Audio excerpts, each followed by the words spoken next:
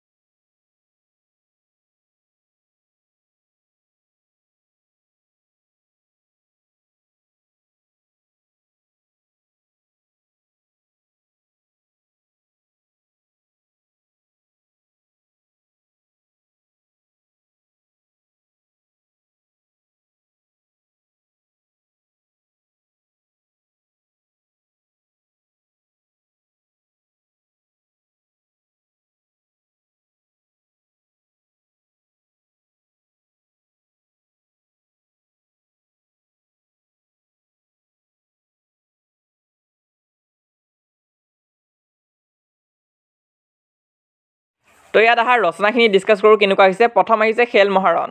তো এটা খেল মহাৰণ চলি আছিল মাজতে, তো এইটো কাৰণে এইটো দিছে।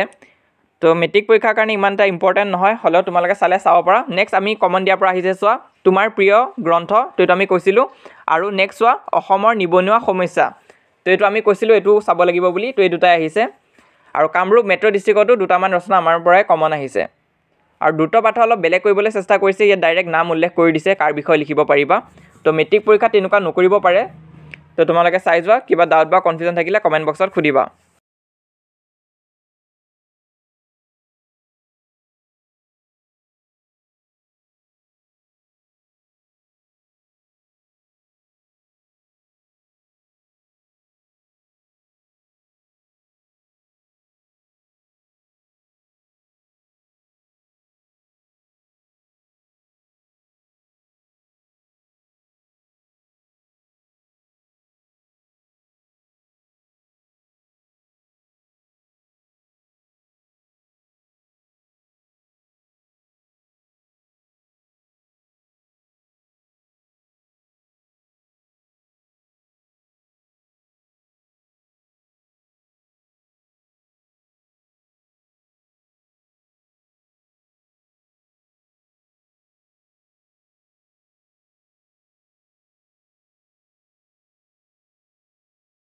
তো ইমান আছিলে আজি এই ভিডিওটো হেল্পফুল পালে লাইক কৰি দিবা, লগৰবোৰৰ মাজতো শ্বেয়াৰ কৰিবা যাতে সিহঁতৰো সহায় হয়।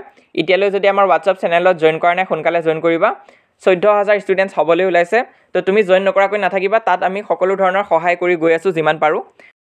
আৰু এইটো হৈছে আমাৰ ইনষ্টাগ্ৰাম হেণ্ডেল, তোমালোকে চাৰ্চ কৰিলেই পাই যাবা। যদিহে ফ'ল' কৰা নাই তাতো ফ'ল' কৰি ৰাখিবা। আৰু যদি ইনষ্টাগ্ৰাম নাই, কোনো কথা নাই, খালি আমাৰ এই চেনেলটো ছাবস্ক্ৰাইব কৰি ৰাখিবা, আমি যিমান পাৰোঁ তোমালোকক সহায় কৰি যাম।